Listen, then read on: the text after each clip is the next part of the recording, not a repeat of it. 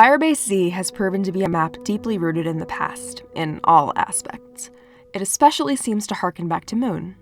Thematically, Moon has always been a core part of the old Zombies storyline, due to Samantha Maxis being up there for most of her existence, and with her in the Dark Ether for this map, it's possible to infer that she caused the outbreak at Outpost 25, harkening back to the role she assumed all the way back when this story began.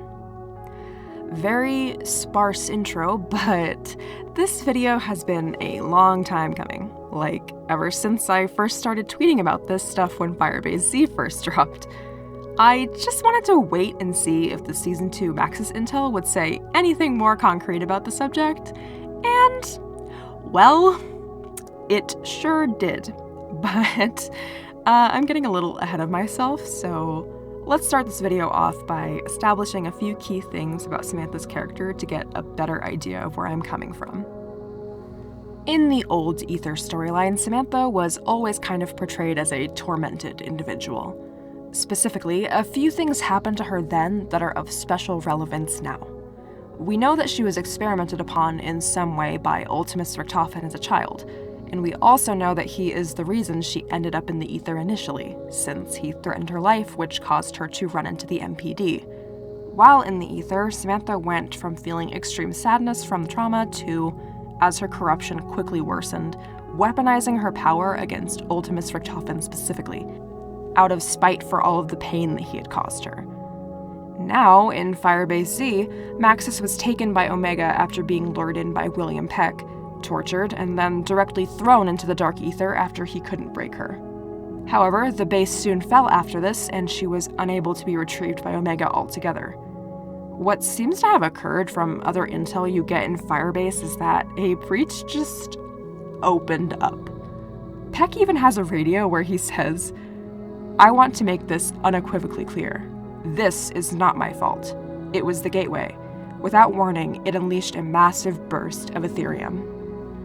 I think it is entirely possible that the way he interacted with Samantha prior to tossing her in, combined with her mysterious state in the Dark Ether, is the cause of this unexplained burst of Ethereum. Because even just comparing the two ways she ended up in some form of the Ether between the two stories, they have a very similar outline. Samantha was abused in some way by a man who had some form of power over her, who then caused her to become trapped in an unimaginably horrible hell dimension.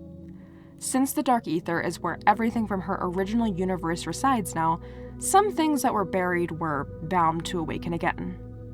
So, let's demystify Samantha's state in the Dark Ether a little, because her radios from there paint an interesting picture regarding her mental state and possible links to her past.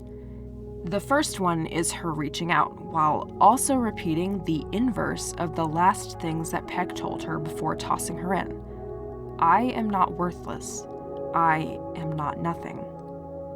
Based on what has been established by the fact she couldn't be moved or affected by being physically tortured in the real world, the assertion that she is worthless and nothing of value, as spoken by an abuser specifically, is something that seems to stick with her in the Dark Ether instead. It's something that is so personal to her, when ordinarily it likely wouldn't bother her.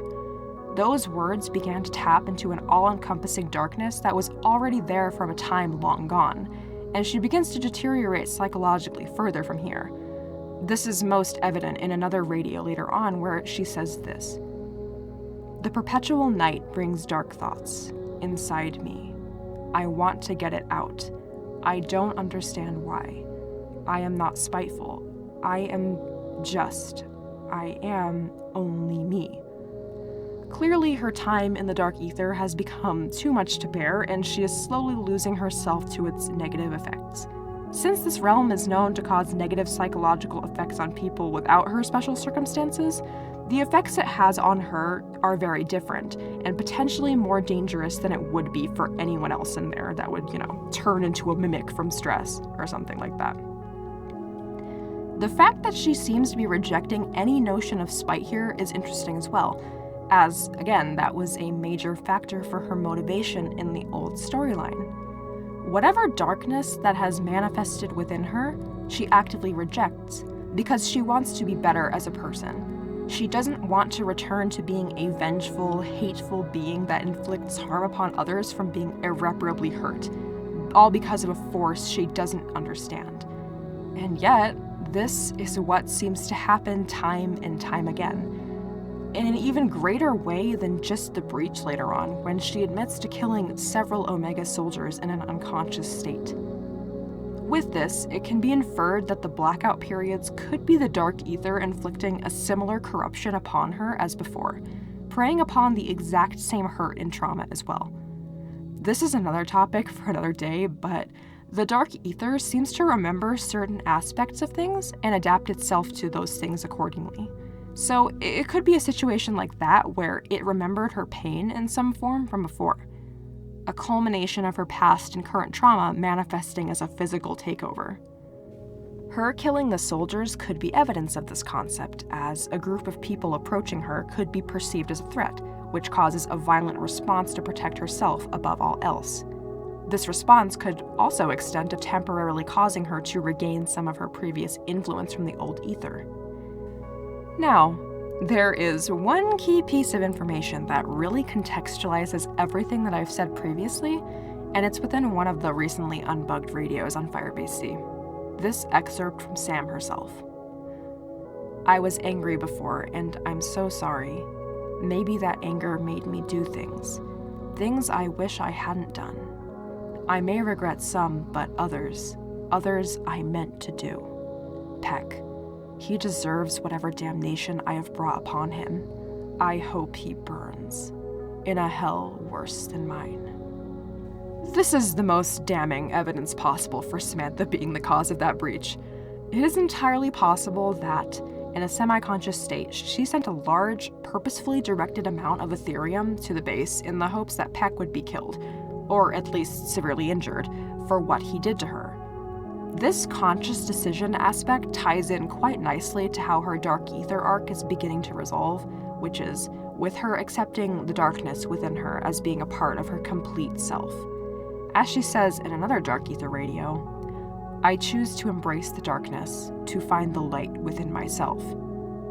This could be seen as a very good and empowering thing from its wording, especially considering that she encountered Piotr later on and stopped him from losing the will to go on, likely after coming to terms with her own personal duality of light and shadow within herself.